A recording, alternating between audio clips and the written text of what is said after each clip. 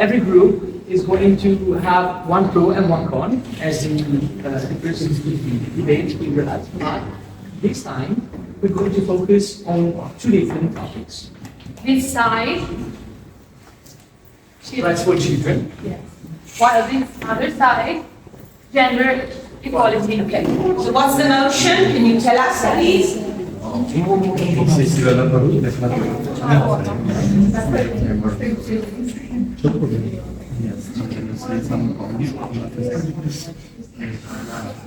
So this side,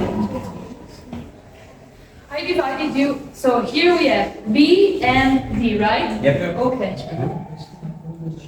B will glue the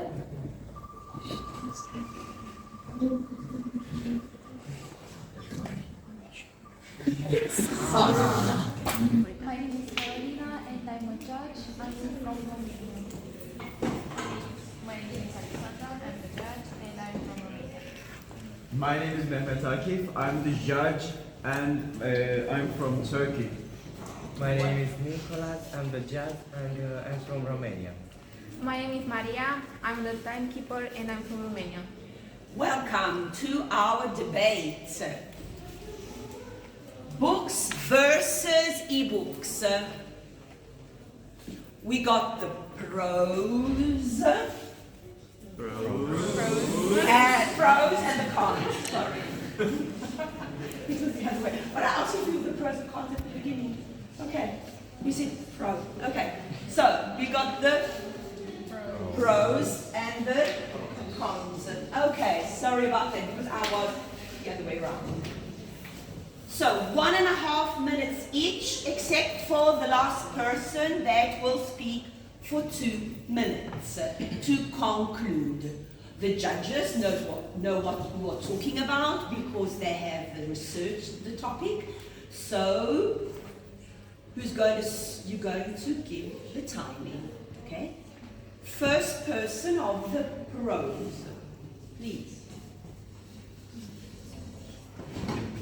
No. Is it that from those? Okay. I'm sorry. Dear people from the international areas, as you can see, we have an international table in here too. Dear debaters, timekeepers, and judges, and dear speakers, I all speak to you as a people among you, and we will discuss the mental problems of the reading e-books and the better ways to see you why paper books are better than the e-books. So, in here, I'm talking Ulaş Karabayraktar from Turkey, and Stacy from France, Christian from Czech Republic, and Lukasz from Czech Republic, and Anna from Romania. This international table will show you international ideas about why paper books are better, and we will try to convince you because this is the truth. Thank you. Are better than ebooks. So I'm gonna give you a first example.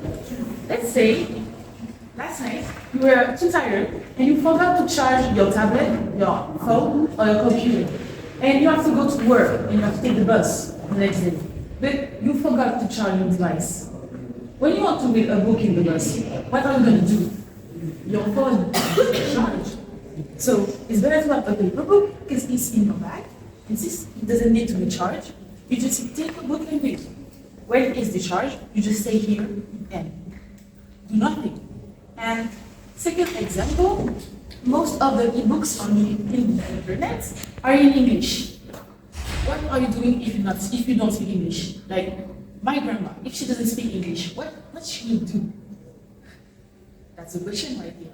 So when you don't speak English, you can just go to the library in your country and all the books are in your language. So it's definitely easier to have a book in your language, so you don't have to search for translation or everything.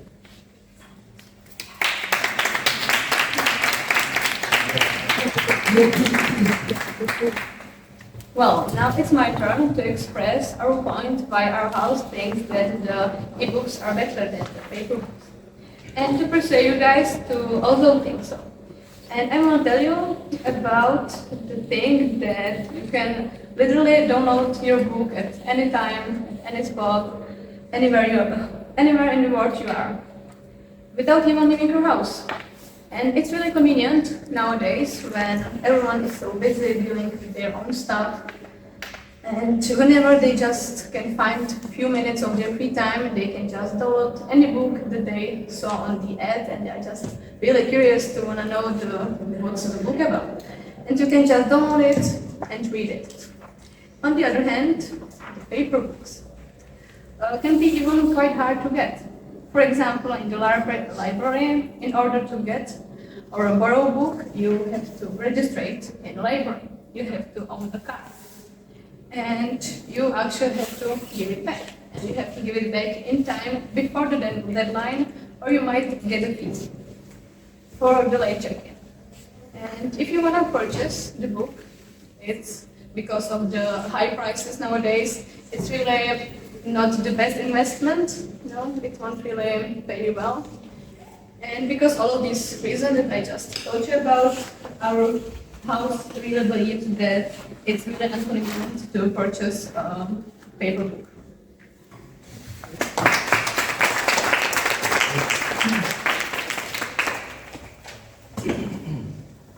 Now, imagine you came into somebody's house and you see bookshelves full of books. What does it can tell you about a person?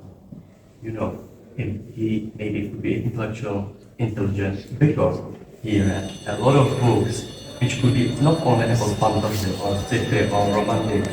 It could be also an encyclopedia or maybe some school books and stuff like that, you know. And it always makes a good impression to somebody when you see a house full of books and somebody is more like interested in stuff like that, you know, and it makes you impressed. And also when you see somebody maybe in a library or somewhere which who is reading your favorite book, it would make a good impression because there's something in common with that body or person, and you can talk with him or her.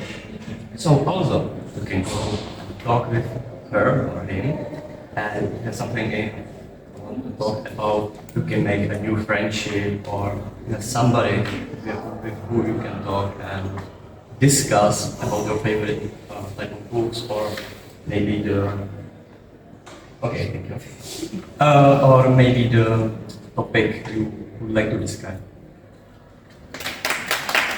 And they destroyed all the information about the normal book team. And the normal book wasn't destroyed, the e-book team. They didn't tell us anything about. My name is Maria from Romania, and this is my team. Anna from Romania, and Dimitri and Leo from Macedonia. We're going to talk today about how children's rights are respected.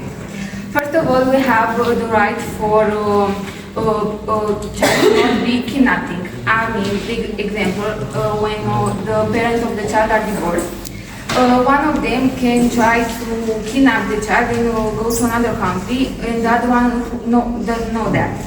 And child has to try to know and to choose where he wants to stay, with which parent. Another right will be the one when the country is in trouble and the kids are refugees and they have to go to another country. One example being the war from Ukraine, where children came to our country and we taken care of them and have the same rights we have in our country. And another right being to rest, play and relax.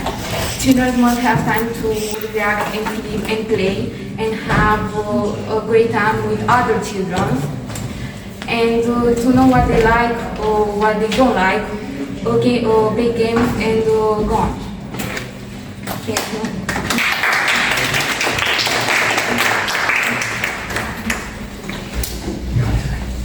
Hi, I'm Robert from Macedonia, and I'm going to presenting along with Emily from France, Alexandra from Romania, and Victoria from the Czech Republic.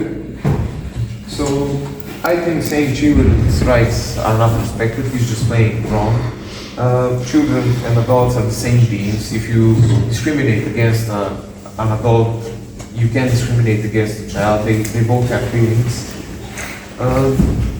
You can't just go to a child and say that they're stupid. If they have feelings, they're gonna feel it. In fact, since they're not mature, they might take it to heart, and it's gonna cause more problems down the future.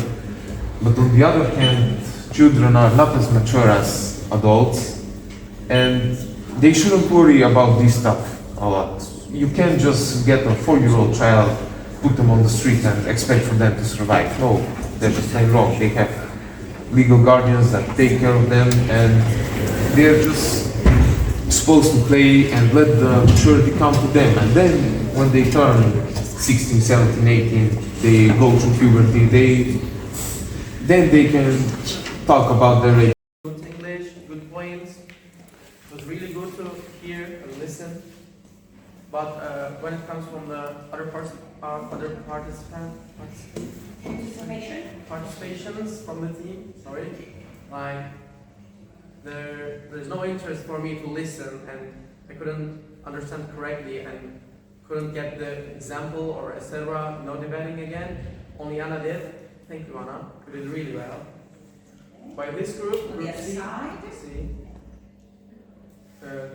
Jordan just stood up and started to speak by introducing his group. It was really confident, and body language was really good. Also, he did eye contact. It was really good by one. Shortly, Victoria said really good points and really good speech starting, like fluent English, confident self. And you did just in time. And in that group, Dimitar overtime for 1 minute. He kind of about 2.5 minutes. It was too long overtime in the rules. So Alexandra had kind of everything stops, and I couldn't get the matter of what was she talking about. But the end, Emily really did a good job, like confidence, also rewarded me again. Really good examples, like a real subject we have, I heard. So at the end, considering with the rules, group C is the winner. I will innovate in the best argument that can be supported side anymore.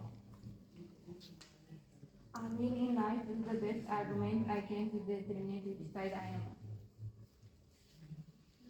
I will respect their rights to freedom of speaking and expression, and even though we may disagree.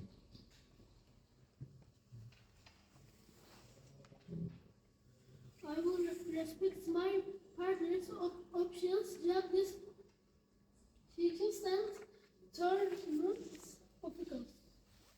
I will be honest about my arguments and evidence and views of others. I will have those with less experience because I'm both student and teacher. I will be an advocate in my siding with those in need and willing to speak truth to power.